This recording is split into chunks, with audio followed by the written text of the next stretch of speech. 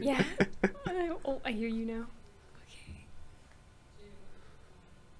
Hello, welcome to the Northern Apex podcast. Thank you for tuning in to the show where we interview people in Canadian motorsport, let it be an engineer, driver, photographer, anything. We want to talk to you. Today we have a very exciting guest driving Formula 1600, Amanda Antonia. How you feeling today? I'm good. How are you doing? I'm good. So it's your first podcast, you were saying, yeah? Yeah, my first podcast. I'm a little bit nervous, maybe a little bit of stuttering throughout, but yeah, thank you so much for having me. No problem. Thank you for coming on. Yeah, I'm really excited. Awesome. Today. So first question for everybody is what's kind of been your motorsport career and what have you kind of worked up to so far? Yeah, so I started I'm just turned 20 today. Mm-hmm. Oh yeah, happy birthday, by the way. Thank you. I started at 15. Mm-hmm. I started with the home rig for sim racing, and it was kind of just for fun, but I always had a big passion for cars, and especially Porsche, because my dad is he's always had 914 when he was my age. Nice. So he was a big Porsche guy, and I started driving Porsches on the home sim, and I thought, this is a lot of fun, it's so cool. And then my dad said, okay, well, maybe you should try karting, because there's Goodwood Kartways up the road, and so I said, okay, let's go do it. So we went to Goodwood, and I signed up the same day. And I raced Arrive and Drive for a couple of years, and then I went into Arrive and Drive at Mosport as well, Mosport Karting Center. And I quickly progressed, had a couple podiums, and I decided I wanted to take racing serious, but I wasn't really sure how. So I don't know, I just kind of kept in karting, and then I went to school. I graduated high school, and then I said, okay, I think I'll stay in automotive. So I went to the Automotive Business School of Canada, and that's Georgian College in Barrie. And so I went there, and then I was really nervous, but I did it. There's a co-op program, so it's 2 co-ops, and it's a 2-year diploma. Yeah. And so I said, okay, the goal is I work for Porsche in both my co-ops. And so I did everything I could, and I went to all the Porsche dealerships, and I spoke to all the service managers and everybody. And Cato from Porsche Center Markham, he ended up giving me a chance with interviews. And so I landed a job there for my co-op, and I was so excited. It was only 4 months, but that worked out very well. I met technician Wesley Iheme, and he he manages the racing team. And so there's we were talking about this earlier, but to bring everybody else up to speed, every FAF-owned dealership has a budget track day, it's called. And then there's a technician at every dealership that manages the own little racing team. And so you build a car and then you race it against all the other dealers. And so what we did is we started building this Boxster. It was a 2000 Boxster S 6-speed manual. And I was like, oh, this is so cool, this is so exciting. And I stayed late nights, and I helped Wes with his work on the car. And I ended up driving that. I was the advanced driver at I think 18 years old or 19 years old. There you go. And so I was the youngest. I was the only female on the grid. And unfortunately we had a mechanical issue and we DNF'd, so we didn't finish. But it was a great experience, and that's what brought me to Brian Graham Racing in Formula 1600. And that's kind of the whole background there. I hope that wasn't no, it was too good. in-depth. That's what we strive for, to get the full A to B full story. That's awesome. So what was it like kind of doing that track day? Was that kind of something that kind of pushed you towards, I really want to drive cars, from just doing karting to being I tested this Boxster, and then that's I want to do this more? Yeah, exactly. Because I was at the race happens at the driver development track at Mosport. And just over the hill, there's the Mosport Karting Center where I used to race karts. And I thought, this is such a interesting, a cool feeling, and I want to keep feeling this. And I was sitting in the pits, and Wes is there, and he's just making sure the tire pressures are good, and he's checking on me and saying you good, and I'm shifting the gear, and I'm thinking, okay, this turn is second gear, and this turn is third gear, blah blah blah. And I'm I really love the way this feels. I love the focus and the challenge of racing, and and I knew that day I was okay, this is what I want to do, because I think Porsche has given me this amazing opportunity and they see it in me that I can do it, and then that really reinforced like my confidence. So. Nice, that's awesome. Yeah, that's what I love about Multisport is you can start at like the karting center, go to DDT, developing cars, and then you go to Grand Prix track and you do actual racing, which is what you're doing this weekend. Yeah. So it's really cool to have that retrospective, like you have that full progression of your career, right, in one place, which is why I love Multisport, best place for racing. Yeah, 100%. So you are in Formula 1600, so do you want to explain like what that series is and what the cars are like type thing? Yeah. So it's a Toyo Tires championship, so the sponsor's Toyo Tires. And I'm driving a Piper DL7 race car, and that is produced in California by Piper Race Cars. It was imported to Canada by Brian Graham Racing, which is who I'm racing for. Brian Graham is still the team owner till this day. And I believe he launched the team in 1998. Oh, wow. So he has a lot of experience, and I think what his goal is to really mentor up-and-coming drivers and help us become the best we can be. And I'm starting in Formula 1600 to get that open-wheel basis of, like, you know, the respect you need to have for the car and other people on track when you race open wheel is very important. It teaches, well, because it's not a downforce car, so it doesn't have a wing or a lip, so it's a bit harder to handle, and it's a manual. It's a really great base to learn, so I want to get good with the very hard cars to drive before jumping into a downforce car. Exactly, 100%. So So those cars, they're very cramped, I'm guessing, and like the shifting must be very kind of like you have to really manage the space just because everything's kind of compact. Yeah, like when I'm in the car, it's like little cockpit, and then it's kind of like a Formula 1 car. You're like laying back and kind of having a chill, you know. The seat is custom seat fit, so it's formed to my body, and it's very comfortable. That's good. And it is a manual, but it's not your traditional manual where you use a clutch to shift. It's so... For the people who are watching that don't know, it's straight cut gears. So the car with a straight cut gear manual transmission, you use the shifter to shift. It's a 4-speed, so 4 gears. But you don't use the clutch to put into gear. When I'm on track, I just lift off the throttle, put it into gear, and then when I downshift, I have to rev match and put it into gear. So it's pretty complex. I drive a manual as a daily, so it helps. It's like, I don't know, because it's so different. Oh, well, yeah, I guess it is very different. Yeah, true. So I come out of my Audi. My Audi's my daily or track car, and then I get into the race car, and I'm like, oh my god, this is like so different. So yeah, it's been a learning curve, and I'm still working on the shifting now. But we had a great weekend over the Spring Trophy Cup races, which BGR, Brian Graham Racing, we weren't racing for points there. Yeah, it was testing. Testing the cars, and for sure. And that was great. So I'm feeling prepared for this weekend. Yeah, how was this last weekend? I know you were kind of like tooting in the car and honing it in. You were getting quicker throughout the weekend. So how was that? Yeah, I mean, it was great. I started with a very timid 2 minutes at the beginning of the weekend. I had some misshifts and some issues with that, and that wasn't the car issue, it was just my issue, skill issue. But by the end of the driver weekend, mod pretty much. I was running 138, so we saw a lot of improvement. I know where I need to improve, and you know, I need to send it a bit harder, and for sure, and treat the car like, you know, I'm in charge, you know. Yeah, exactly, 100%. But yeah, we're getting there for sure. I think the goal for this weekend is, you know, 135s. Nice. So, that's good. Yeah, I've seen on track you and Jensen getting a bit racy going into turn 3. I was like, oh my god.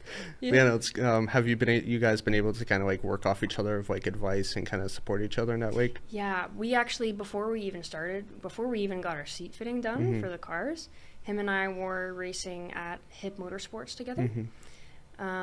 So Hip Motorsports is the sim place where we train, and it's ran by John Venditti. Awesome guy. Yeah, I know, right? He's such a chiller. Yeah, so we were training there for maybe just over a month before we even got in the cars, and that was huge because, you know, we could have our sessions on track together, and, you know, we can draft each other on the Mosport straights. So yeah, that was very, very valuable. And then we also previously knew each other from Goodwood. So yeah, I saw Brian Graham Racing make a post like Jensen Raybould. I was like, oh my God, like Jensen. So that was super cool. Nice. Yeah. Yeah. That's awesome. So you went through a scholarship program for BGR, right? Or was that some? No, sorry. Okay, never mind. That was someone else. I know. That's Jensen. Okay. Yeah, it's Jensen. Yeah. So what's the? I know you were mentioning Brian Graham Racing. I know a guy Parker Gill that used to race there. I know he had some very great positive reviews of BGR. But like, how do you like being on BGR, and what were some of the things that kind of like help you adapt in terms of like being on a team like that, and have they been kind of helpful, and what's kind of like the dynamic of having a supportive team when you're kind of not new to cars, but like you're kind of like in the full racing aspect, you're kind of a bit new? Well, yeah, absolutely. I am new. I am new especially to open wheel racing. Like that's not really a goal of mine. Closed wheel is, and we'll get into that a little later, I'm sure. But yeah, Brian Graham Racing, incredible team. Like huge into mentoring drivers, like I said earlier, and like that's what they do. And so it's not just Brian himself, but the engineer Daniel, my technician Chris, and everybody on the team is just incredible, and they're all there to help you out. Like I was having some doubts on Saturday, and I missed a shift in my race, and then I lost my position, and it was things like that. But you come off track, and the team is supporting you, and they're like, okay, don't worry, we're going to get it next time. Here's what we're going to do differently. Here's how we can improve. They're not just telling you, like, get out the car and figure your shit out. Yeah. No, they're great. And we go over all the footage that we collect in the cars, and we go over it with Brian and the engineer and Daniel. So they're amazing guys. Yeah. Nice. That's They've good. really helped me improve. That's good. Yeah, it's good that they're kind of more on the helping you guys adapt and learn, instead of just being like, oh, that was a bad result, we should strive for that, we should change that, yada yada. But it's good that you guys have that kind of dynamic. To work for like your engineers and mechanics to like, okay, we all want to do better. We're all trying to like, yes, a podium's good, but we want you to learn initially. So that's good. That's awesome. Yeah. So how do you describe kind of like, I know you didn't really have much of a 2025 season, but like how would you describe like your previous year in like driving, like driving at Porsche, or like racing in the race last year in the dealership race, I guess you can call it. So how was your 2025 experience so far with motorsport? Well, it was incredible because it was the first year I had worked for Porsche, I believe. 2025. And I mean, it was very surreal because I was like, oh, I've done it. You know, so it was. I was like, like, I Where can do we do go this. from here? Right. Yeah, that's exactly what I was thinking. Like, okay, what now? I mean, Porsche's great. FAF dealerships are awesome to work with. They're wonderful people. Both Porsche Center Vaughan, where I work now, is also incredible. Nice. Like very supportive, and racing the Boxster. I mean, Wes was a huge supporting factor in it. I wouldn't have been able to do it without him. He pushed me to get into the car. He's like, I want you to be the advanced driver. So, and at the age that I was like, oh my gosh, wow, this is awesome. Like, these people believe in me, and that really helped to reinforce who I am today. So, after the budget race in Porsche's car, a family friend, Jerry Osterholt, and he's from Fortress Racing. He said, okay, maybe you should speak with Brian Graham because he runs the Formula 1600, Toyo Tire Championship, and he's a great championship winning team. And I was like, okay, let's do it. So we went and we spoke with Brian, and there was a lot of meetings and things, but then we eventually came to like, this is it. This is how it has to be. So That's awesome. So, did you find any correlations with like going from like the Boxster experience in that Porsche to driving the 1600, or was the 1600 like a brand new full-on experience? Well, I mean, the F1600 is kind of like a go-kart in a way, but bigger and more violent and stuff. But given that the F1600 is rear wheel, rear engine, and that the Porsche is also rear wheel, rear engine, it's not too far off in that regard, with weight transfer and things like that. But extremely different cars. Nice, that's awesome. Yeah. So, what are kind of like your 2026 plans? I know you're driving still 1600, but like, are you doing like multiple events, or only like select events? So, like, what's the plan there, type thing? Yeah, I'm doing a full season with Toyo Tires, nice. So it'll be 7 races or 7 race weekends and 21 races. We're going. We got Mossport, Shannonville, Calabogie, and then we're going out to Quebec for GP3R as well. Nice. So that's a big one. That's exciting. That's really exciting. So Yeah, full season. And maybe at the end we could see an opportunity to do a race in the States. Nice. But I don't know yet. Yeah. I don't know. Can't promise. SCCA is insane. Yeah, I bet. Yeah. Yeah, my buddy went down. My buddy Parker used to race for Brian Graham Racing. He went down and won the SCCA championship, and he was like, "Oh, it's a whole different world down there, man. Like, it's insane." The competition must be just like ridiculous. Yeah, it's wild. Yeah. But yeah, no, so that's good. I know you're excited about GP3R. Is that the track you're most excited to go to this year? I don't know. I think maybe. GP3R is very technical, and I don't know it at all, actually. I'm starting training on that after my first race at Mossport this weekend. So once that's over, then I'm going to start focusing on GP3R because Shannonville I already have down. Yeah. But yeah, I don't know. Calabogie, I think I'm a little bit excited for. Nice. Calabogie's a good track, very bumpy. Yeah. A lot of elevation. But yeah, no, it's good. Yeah, that's one track I want to go to is Calabogie would be fun. GP3R, definitely, just because of the history, right? Like, not many people know that it was like one of the oldest street courses in North America, one of the biggest races from like back then. Like Formula Atlantic used to be one of the biggest series in the world, that's right? So awesome, right? Yeah. It's just insane. Yeah. So what should so you've been, as you jacket in the corner, and as we've spoken about, you've been to Germany for the Nürburgring 24. So like, what's it like going to places like that around the world? Like, what was your experience there? Yeah, I haven't been to the 24-hour race actually. I do plan to go, but yeah, we've been to the Nürburgring many times. Spent a lot of time on the Nordschleife, and I mean, that has to be my favorite place in the world. It's the most beautiful scenery. Everybody is friendly. Like, everybody is so full of like this insane like passion, and it's just an inspiring place, man. Nice. Like, yeah, it's So were you there for racing, or like just kind of like visiting track and all that? Just visiting, yeah. Okay, like nice. we were speaking earlier about how I have the Dutch family, where my name Antonia comes from. So yeah, every year we'll pop over to Holland and see the family, nice. And then the Nürburgring is only like 3 hours away. Not bad. By car, and so we just drive over and we just have some fun and maybe stay a night. Usually just me and my dad because he's the car guy. Fair. So we were on the Nordschleife with a professional driver. I think it was in an M4. Nice. So yeah, it was friggin' awesome. No doubt. It was like, I guess kind of like if somebody really loves Canada's Wonderland, like a crazy roller coaster there, it's kind of like that. Yeah, fair enough. Yeah. That's awesome. Yeah, that's what I like about mainland Europe is that you can go to so many different tracks in a day. Like, you go to Spa and the Ring are like 3 hours away, right? Yeah. And I remember I used to think like, oh, they're miles apart, because I seen some like track days where like, oh, we go to Ring and then we drive over to Spa and we go to Spa. And I'm like, that's a far drive. But it's not. It's like an hour. But like, that's why I like living here in Durham region, just because CTMP is such a massive track, and it's just amazing. How have you liked driving on CTMP? Because I know a lot of people say it's like the most challenging thing to drive, and that it kind of teaches them like once they get CTMP down. Like Brady saying a couple weeks ago, was saying once he figured out CTMP 100%, he could pretty much say anywhere else was just nothing. That's kind of true. Yeah, I mean, from a Grand Prix track perspective and from a DDT perspective, since the DDT is like a school track and it's pretty challenging to understand how to take those corners. That is a great way to prepare for the Grand Prix track. And I had that also with Brian Graham because we did 2 testing days at DDT. So I would agree with what Brady said. Yeah, because the DDT the Grand Prix, it has its technical parts and it is a very fast track.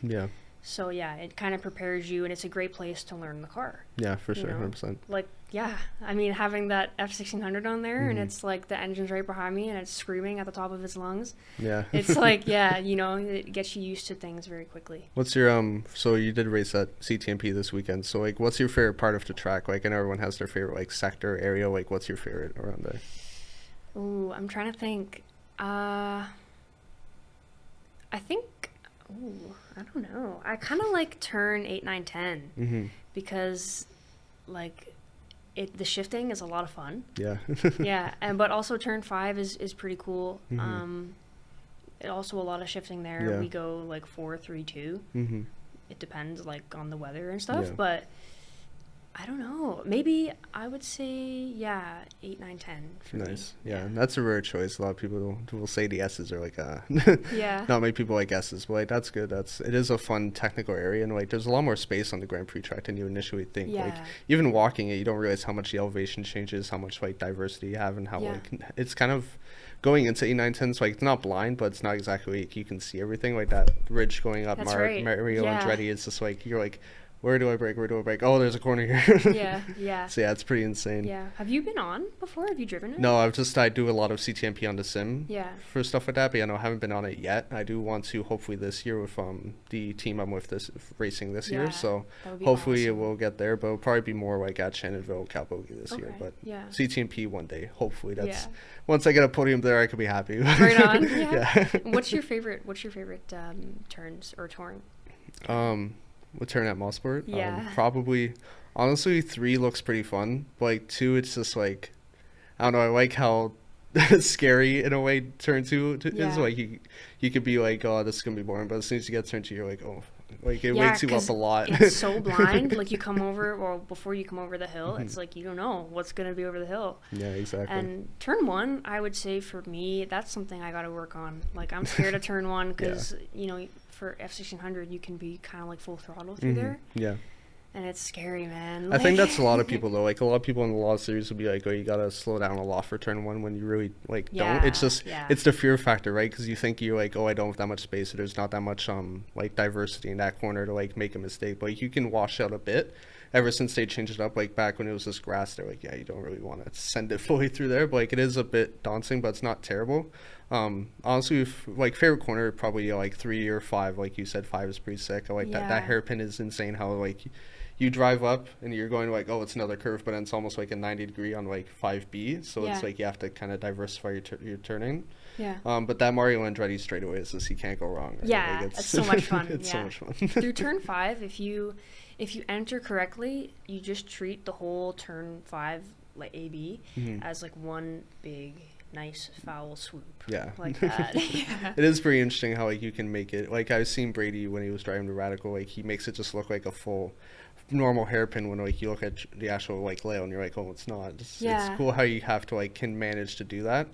That whole section from like turn 4 to like 5B is just really interesting. So it's the way you would think you look at it. It's like, oh, you brake here, you slow down a lot, but going into 4, you can kind of gas it a decent amount just because you're going so much uphill that slows down the car enough. Exactly. As you said, like depending on the weather, you're going from 4th to 1st, but again, depending. So just that whole area, it's just, again, that's just why I love CTMP, because it's the diversity of corners and the amount of like technical thinking that you need is just really insane. Yeah. To the point where like you can't just shut your brain off. You kind of always have to be like, okay, need to be here for this section. Where can I try here? What can I try here? And there's not that much room for error, right? Because there's runoffs, but like you will go far through those runoffs before. Gravel traps, man. Yeah, exactly. Yeah. Fuck. But yeah, no, it's an amazing track. Like you can't go wrong at CTMP. It's even if it's your first time racing there or 100th time, you can't go wrong. It's an amazing track, and just really fun. So what's kind of like your motorsport dream, and where do you kind of see yourself in 5 years? 5 years, I think the ultimate goal would be, I would love to be a Porsche factory driver in IMSA. I know you were wondering about GT or prototype. I mean, come on. 963, baby. Let's go. Yeah, it's one thing that sucks about Iron Dames in WEC, having their team disallows, because that was an awesome team doing a lot for women in motorsports. Just stuff like that just sucks to see. But hopefully, as you said, hopefully there'll be another team that kind of grows up and like, hey, we'll give women in motorsport a big dedication and give them an opportunity, because it's not like anyone can go into motorsport. Like, it is difficult for someone like as a woman to go into motorsport in a male-dominated section and be like, "Hey, I want to go to this high level." And and some teams would be like, "No, we prefer this guy. We prefer this guy," type thing. So it's good that there's teams like that kind of like focus on like, hey, these women are talented, we want to give them a focus, because it was a good team. It's not like they were like at the back of the grid, they were like at podiums and wins consistently. So it's really good.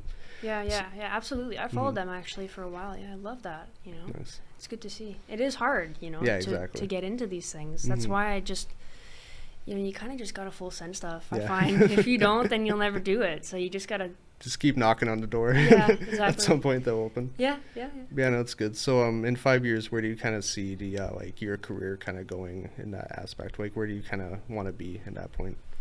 5 years, I would say, well, I can't say IMSA is not achievable. Yeah, true. I think that it's very expensive. Yeah. I want to do F1600 this year, and then I would like to move into Radical. After that, there's a Porsche female driver program in North America. Nice. That's cool. By Mobile One. And I would love to be a part of that. But I also kind of want to be in a mixed grid that isn't just ladies. Yeah, that's fair. I love the ladies, but I want to be also driving against men as well. Yeah, everyone else type thing. Yeah, that's fair. So, I'm still figuring it out as I go, to be honest. Yeah, exactly. I have a good idea. Yeah. And I know what the ultimate goal is. But yeah, we're seeing how it goes. There's always opportunities, and there's always people wanting to connect. So 100%. I don't want to close the door on everything else. Yeah, 100%. Yeah, just take what you can. Like Brady says, you don't really get a choice in what you do in motorsports. Just whatever opportunity opens up, you go and do it. You figure it out. Yeah. Pretty much all motorsport is like, can you do this? Never done it in my life, but I'll figure it out. Yeah, exactly. Yeah. Yeah, that's good. So true. You mentioned going to Radicals, so like that's another good team that I would highly recommend going to Radical Canada. Yeah. They have a good program. The Radical Academy is also really good. They have a program. Yeah. Really good people over there. So I definitely recommend them. And what kind of made you steer towards Radicals as opposed to just like going into like a Miata Cup series or stuff like that? What kind of pointed you towards more Radicals than anything else? Because I think Radical is a high downforce car. Yeah. And I think that sets me up pretty well for racing Porsche. Yeah.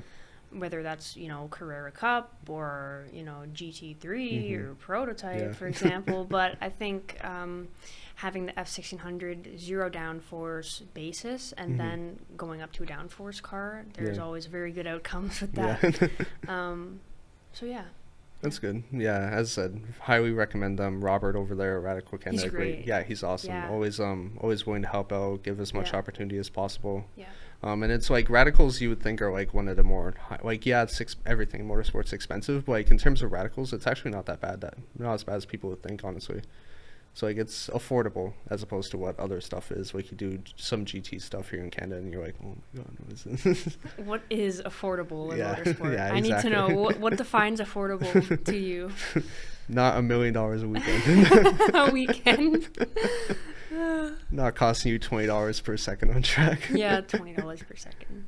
Yeah. It's insane how much racing is right now, but like it's understandable. But like that's one thing that I've found motorsports kind of differentiated from. It's always been about money, but like I feel like we've gone less with talent and more about like, oh, who can pay us the most in this amount of time, and like you wreck the car as long as you can pay for it, you can keep driving the car type thing. So that's why I'm trying to find partners and really bring on partnerships as much as I can. With individuals or businesses that have similar values or morals. They want to help ladies and they want to help just young drivers succeed. Exactly. So the money aspect is hard, right? But yeah, exactly. Like getting sponsors is like the hardest part of motorsport. I'm a Road to Racing driver though this year. It's my first year, and they're a great platform that helps the young they say they pick the elite drivers in Canada. I don't know. Like, that's great. That's awesome. I don't know.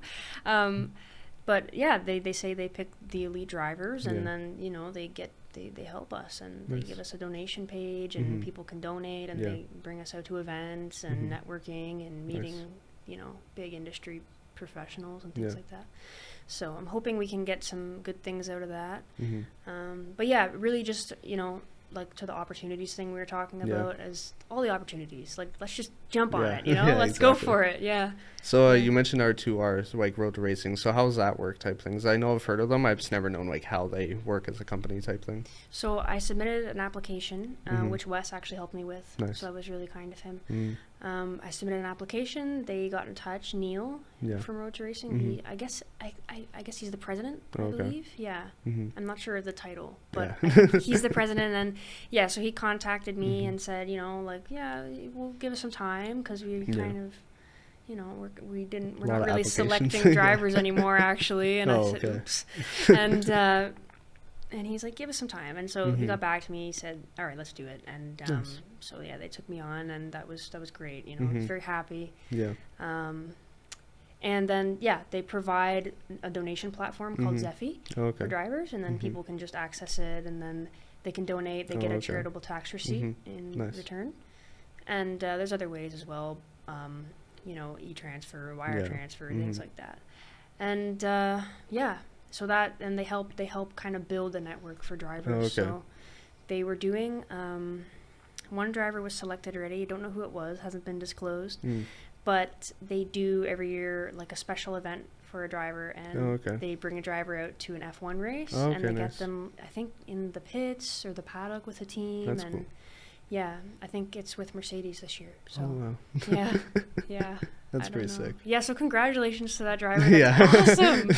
That is awesome. Yeah. That's awesome. But yeah, no, I've always wondered like how they work. So it's pretty much just kind of like they help you network, and they set you up a donation page, and kind of makes life kind of easy for getting people to sponsor type thing, and like without having to like, go through the process, take it just quickly. I want to donate to this driver and help out.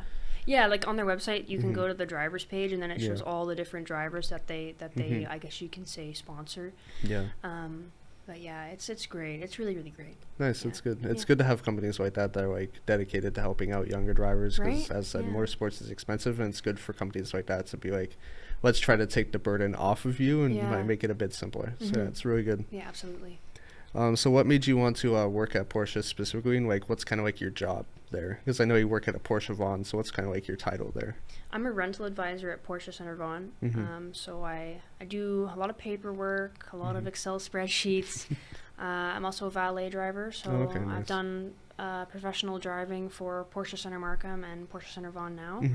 So I'll deliver customers' cars, pick them up, etc. Move around a lot of very nice vehicles. So yeah. Sometimes you just get the call of like, the car hasn't gotten there yet. It's like, I'm on the way, while you're just doing laps around the city.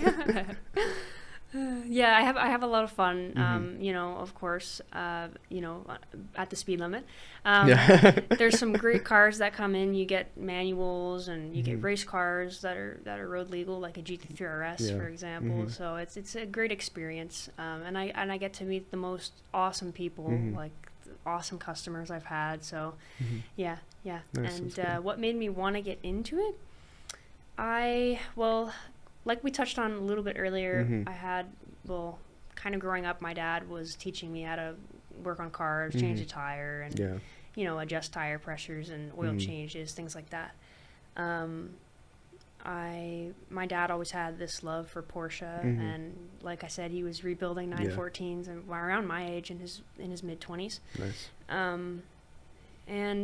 And he sold them, unfortunately. He built beautiful cars and then sold them. And then I was, you know, he had kids and kind of got out of it. So luckily that gene was passed down to me. And, I kept building on that. You know, I always thought cars were cool. I did auto shop in high school for 2 years. And, you know, I loved getting my hands dirty and changing brakes and things like that. It was just fun, right? So, yeah, you know, it only seemed right for a co-op to be going to Porsche. Nice. That's awesome. It must, as you said, it was kind of like a surreal moment to go into work that day and just kind of be like, okay, well, I'm here now. It really was. Yeah. And you got to have that appreciation for everything in life. Like, for sure. Like, you know, I drive my Audi to work every day, like, yo, that was sick. Like, hey, let's go. Let's do it again, you know, or, you know, over the weekend at the track in the race car, I was like, oh man, I had a big smile on my face on the track. 'Cause it's like, this is exactly how it should be. Yeah. You get to drive a race car. It's just like, life doesn't get much better than that, eh? Yeah. So, how does it feel to be kind of like a representative for women in motorsport here in Canada, and being able to actually make it work to the point you have? It's so crazy to hear you say that. Oh my gosh. So, oh man. I mean, yeah, that's incredible. You know, I love that. I want to be, you know, like the Demi Chalkias, I think that's how you pronounce it. Alana Carter, you know, of ladies driving, right? Like, I think that's awesome. Like, anybody can do it. The car doesn't know if you're a man or a woman. Yeah, exactly, right. And, you know, anybody can develop the skill to drive a race car. And Yeah, I mean, I would love to get in touch and help young girls that want to get into racing or are into racing and want to make the next step. Absolutely, yeah. So if any young ladies are listening, hit me up. Man, it's good. Good that you want to help out that younger generation of girls and women that want to, like, might look at motorsport but are kind of a bit intimidated, like, oh, will I be able to get into it? Will I be able to do it type thing? Just for the aspect of, like, their gender and all that stuff. So it's good that you kind of want to be that person to be like, yes, you can do it. You can, like, give it your all as long as you're dedicated. You can make anything, like, happen type thing. So it's good that you're have that dedication. It's good to have, like, people like Elenia and Demi that, like, have gone to that bit of a higher level and have gone to, like, a road racing league and stuff like that, and have been able to make it work as women and kind of represent their country and represent women to show, hey, yes, we're here, we can do it, and we're competitive, right? Yeah, so yeah, absolutely, yeah. But it goes for anybody. Like, you know, I've met young ladies and young men as well that you know, they want to make the step and they're scared, right? Or they're intimidated, and I was like that once too. Yeah. So if I can help anybody, then yeah, absolutely I will. Yeah. That's awesome. That's good of you. We need more people like that in motorsport that are kind of just more like, they want to give back to what while they're at this high level. And like, some people be like, oh, I'm only in this. It's like, yeah, but you've gone from this to this, right? Exactly. So it's good to have that retrospective, like, in common sense of like, you're driving a race car and you're not just like, yeah, it's your Sunday drive to you, but like some people that's like, oh my god, it's the coolest thing ever, right? So it's good to have people like you that kind of want to give back and be like, hey, you can do this too. Like, it's an achievable goal. Yes, it is very difficult. It's the impossible dream, people call it, but it is, like, you can make impossible things possible, right? Like, let it be through, like, sim racing, let it be through networking, just like, as you said, like, me and you both started in a Ride and Drive, right? Yeah. And now, like, I'm going to hopefully race down the States for, like, endurance stuff. That'd and, like, awesome. Champ Car. Yeah. Then you're doing F1600s. Like, you can start at that minimalistic level and then work your way up. Like, Uven, who is currently racing in a Ride and Drive, and then he's doing stuff for the same team as me, and he did an endurance race at Shenandoah, got, like, P5, so. Yeah, right on. You can even be like, oh, I just do Ride and Drive. It's like, oh yeah, and I raced a GT86 last week and got P5, right? So that's awesome. It's stuff like that. So it's really cool to have people like that, like Uven, that are dedicated to motorsport. Always, he was talking to people at F1200. He's like,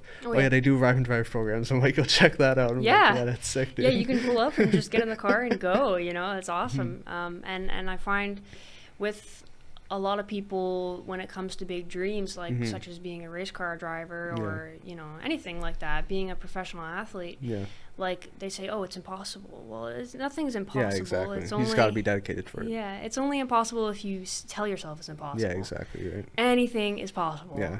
Take it from me, because I had no idea I would be where I am, but here I am. Yeah, exactly. So, like, I went from playing rugby for like 7 years to just one day being like, I'm gonna go drive race cars.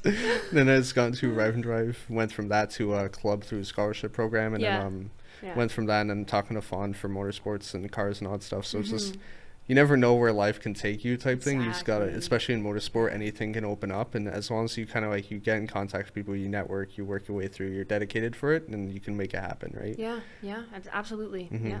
Like, you look at people like Suyo Armada, also like immigrated here from Brazil after taking piano, like being a professional pianist for so many years. And he's like, oh, I'm gonna go drive race cars. Now he's driving. He raced in IMSA last year. Now he's racing at Genetic Cup out in Europe, right? Geneta, so so that's awesome. So that reminds me of like, have you seen the Yamaha memes where they have like a Yamaha R1 and then it's like, let's build a piano? Yeah, yeah, that's funny. Yeah, I know.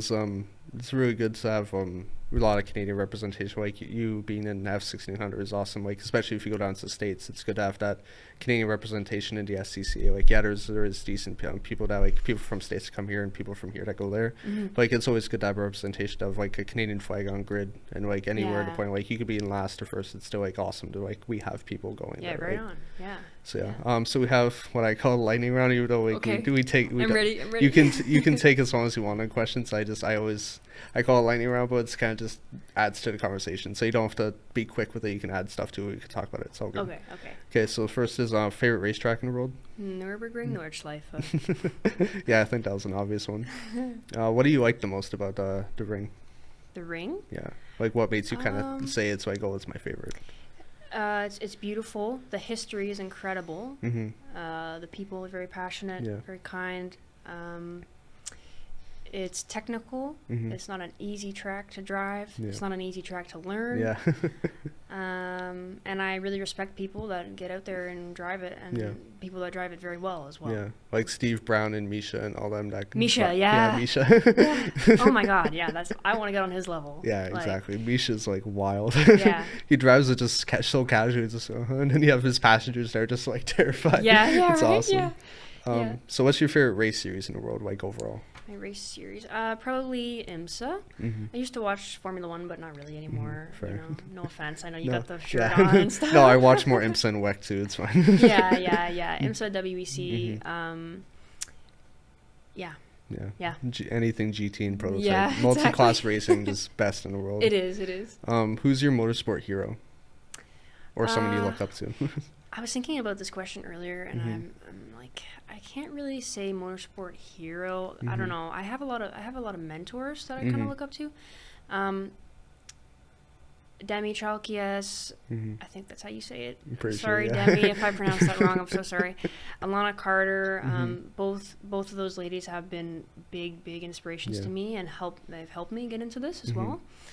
Max Verstappen is an extremely talented driver. Yeah. You know, I've watched a lot of his karting days, and it's just incredible what he can do. Yeah, exactly. I have a lot of respect for a lot of drivers, and I don't know. There's a lot. I can't name them all, but those three, I think they'd be the top three. Yeah. That's awesome. Yeah, great picks. Yeah. So in terms of driving style, dive bomb or switchback? It depends on the day. Fair. Depends on the day. Maybe I'm not feeling well one day. You know. Maybe I'm feeling a little bit aggressive. All right, we'll get dive bombs. Let's bring it. Let's do it. I remember my buddy Alec, who was on here a few weeks ago. He said, "I make money off dive bombs," and that's been my favorite thing said on this show so far. Yeah. Aggressive or patient driving style? I know you kind of answered this, with, like how you feeling that day, but like, which do you prefer? Yeah, it depends. It does depend. What track are we on? What are the stakes? If it's a championship race, okay, we're gonna get aggressive. Exactly. Because we got points on the line now. But over the weekend, the testing weekend, like I was patient. Very patient and on track with Formula V's, Formula 1200, slower cars, and then Formula 2s that were faster than the 1600. So that was a wild range of diversity in that class. God, it was craziness, and we were on track with LMP3s on Friday. Which is ridiculous. So these guys are setting like 112. In this tiny little car getting passed by these prototypes. It was insane. I was checking my mirrors like, oh my God, like, okay, where are they? And then, by the end of the straight, it's like, this guy could have been starting at turn 1 and I was ending turn 5. By the end of the straight, this guy's like on me. Yeah, it was insane. It was quite the experience. No doubt. Yeah, I remember I seeing clips of that, just like how everyone was kind of like practicing almost at the same time, and just I can imagine being in that car that's like maybe 1.5 meters long. Then you have this big prototype just goodbye. Yeah, that's crazy. I know you answered this already, but GT or prototype? Prototype 963 or 963. What excites you the most about like prototype racing and multi-class racing as a whole? I'm not sure, actually. I mean, when I think about prototype or GT3, I think Porsche. Yeah. I don't know. I think I like the stakes of it. I like the speed. Obviously, the look of the cars is very, very appealing. 100%. And I don't know. It's world class, man. Yeah. That's just like, it's like how some people see F1 and they're like, oh yeah, F1 is the top of the top. That's my goal. It's like, that's the same thing with me, but for like IMSA, right? Yeah, exactly. So, yeah. And getting into IMSA is a lot more like achievable. I'm not saying it's like, oh, anyone can get into IMSA, but it's a lot more achievable. Like even as Canadians, like you look at Zachary Vanier, who started around here and now he's went to Porsche Carrera, and now he's racing with FAF here and there.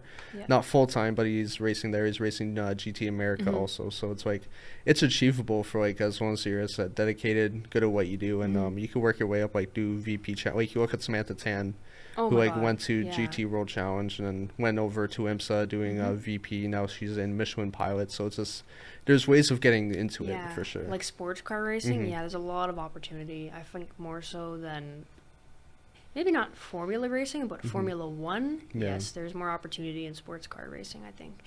And Zach's great. He's a very, very good driver. I was on track with him at 6th gear last week. Nice. I think on Thursday. I was driving a E36 race car from Fortress. Oh yeah, I seen that. Yeah. And yeah, that was quite an interesting car. And the track conditions were horrible, and the car really? does not have a defroster or a wiper, so we were coming off every 2 laps to like wipe down the windshield. It was a lot of fun though. Yeah, good people. That's good. It must have been fun to drive on track with Zach, someone like that. Well, he was driving a 720S. Oh, really? Yeah, he was training another driver. And wow, that's all I can say. Wow. Yeah, it's insane to see drivers like that. Like, you're driving along, it's like, I'm doing really good, and you see Zach. Yeah. They were in a very, very fast car. Yeah, but no doubt. very good in the wet. Yeah, nice. Yeah, I remember I did a sim racing for sick kids over at HIP during the winter, and driving against people like John Wickens and Jonathan Woolridge and Sui Armada and Daniel Morat. It's just you're on pace and you're like, I'm not doing too bad, and one of those guys comes by. It's just being in the room with so many like top tier drivers. I'm just like, yeah, it's like awesome. John, like I was in a sim here, and then John Wilkins is just right there next to me. I'm just like, holy shit, man. But, it's really cool to have opportunities like that where you can drive on track with like people that have gone to such insane heights of their career, right? Absolutely, yeah. I know Jonathan Woolridge very well. He used to race F1600s. And same team, Brian Graham Racing, and he was very successful. He races prototypes now, or he's testing. Yeah. But yeah, he's a great guy, very down to earth. Yeah, John's awesome. Very helpful. Yeah. Very chill. Like I've known him for a decent amount of time now, like for a few years. I remember I met him at Verac weekend a few years ago, because we had spoken on Instagram a couple times. I got photos of him back when Drive Festival was a thing. Yeah. So yeah, I was doing that, and then met him one day. We had a mutual friend, and got to know him more, and he's, again, really proud of where he's gone. Like, I remember when he had, like, the perfect season at Radicals, having to, like, 100% completion. I remember he did that, and then now to see him in LMP2, it's really cool that he's been able to get to that level. Yeah, absolutely. Yeah. Yeah, it's very, very cool to watch. You haven't really raced in the U.S., but, like, do you prefer racing U.S. or Canada, like, from what you've seen type thing, I guess? I've done a lot of sim racing on U.S. tracks. There's a lot more variety in the U.S. I mean, yeah, in real life, Canada, because that's all I've raced in Canada. I would love to race in the States. Yeah, I think that'd be really cool. Make that like an end of season goal, like, hey, let's go to Watkins Glen or something like that. Oh, that'd be sick. Yeah. Because, like, it's not even that far. I think it's like a 5-hour drive to the Glen or something like that. Yeah, and then Road America is like 8 hours away. So yeah, it's like, not bad. Yeah. Really. And we love driving around here, so it's good. Yeah. I know you don't really watch Formula 1 right now, but who do you want to win the 2026 F1 World Drivers' Championship? Okay. I think, so I guess I'll quickly summarize this. I really respect all the drivers, of course, but Kimi Antonelli, very impressive what he's done, and, you know. Same age as us. Yeah, isn't that insane? I hate it. Wait, isn't he like 19 or 18? He's 2006. Oh, okay. He has a late birthday. Okay, yeah. Yeah, he's very impressive. He has amazing opportunities. He's gone for them, and he's just done it, man. Yeah, I know. And he's done his absolute best. Like, he's an incredible driver. I would love to see him win, and I also really like Ocon as well. Really? Yeah, I know a lot of people might not see that, but he's a very talented driver, especially in the rain. So that's fair. I really like his only win is in the rain, so that's fair. I'm not saying anything. That's fair. Electric or gas cars? Probably gas. When I think about cars, I think about, okay, how would this car be on a racetrack? How does this car do performance-wise, blah, blah, blah, blah. So probably gas cars, because, I don't know. You can't beat a combustion engine. Yeah. I used to drive a Tesla Model S for quite a long time, and I absolutely love that car. It was totaled, and I'm rebuilding it right now with my dad. Put a V8 in it. Yeah, that's what I was saying. Twin turbo this thing, man. But no, that didn't fly with it. That's a very nice car, actually. A lot of people say, oh, I don't like that. And then they go in the passenger seat, and you take them for a spin, and they're like, oh, okay, hold on a second. They do haul. They do. Yeah. They do. That has 425 horsepower.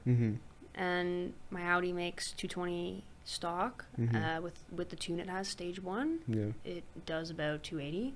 Oh, okay, so, nice. Yeah. What kind of Audi do you have? It's an A4 S-Line. Oh, okay, nice. That's sick. Yeah. German cars. Yeah, right on. 6-speed manual, you know. Nice. It's amazing on the track, actually. A lot of people don't like Audis because of their, you know, the engine above, in front of the front axles, whatever. But yeah, I don't know. I like it. It's unique. Yeah, I have a Volkswagen. It's a bit of a. I saw the key. It's horrible. Yeah. It's horrible. It's not bad. It moves pretty good. Just it's a bit of when it runs, it's a great car. But it's keywords when it runs.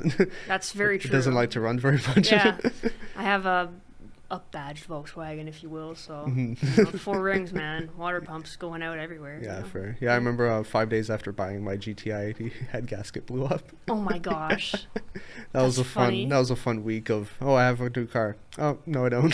That's craziness. Right. Oh my gosh. So what's so far been the most memorable moment of your career? Ooh. Memorable moment of my career. Probably getting 2 podiums in one day, one at Goodwood in the morning and one in Mossport at night. It was awesome. Was that like club racing or? That was a Arrive and Drive. A Arrive and Drive, nice. That was the goal of that season, and I did it, and I thought, like, yeah, that's... It's your own little double. yeah, it felt really good, so I plan to do the same thing this year. Nice. Except maybe not, like, 2 different series, because that would be ridiculous. Fair. But, yeah, that's probably the most memorable. Honestly, getting out in the race car in the F1600, that has been, like, life-changing, so that tops it, I think. Yeah. Nice, that's awesome. So is there, just because we have to end soon, is there anything else you want to add? Anything you want to say to family or anyone at home or stuff like that? Honestly, thank you, like, so much for all the support from you having me on the show, and my incredible team, Amanda Antonia Racing, Road to Racing, for being, a driving force of my career as well. My sponsors, Live for Life, Home Health Care, Solaris Sustainable Energies Company, and all of my friends supporting me, Jerry Osterhold, Nicole, just there's so many people. I could keep going on and on and on, but I couldn't do this without any of the people. So any of the people I've mentioned and any of the people I haven't mentioned as well, you know who you are. But thank you so much for everything, and thanks for having me on the show. No problem. Thank you. And that's been our episode today. So thank you for tuning in, and come back next week. Have a good one. Bye. Hey, let's go.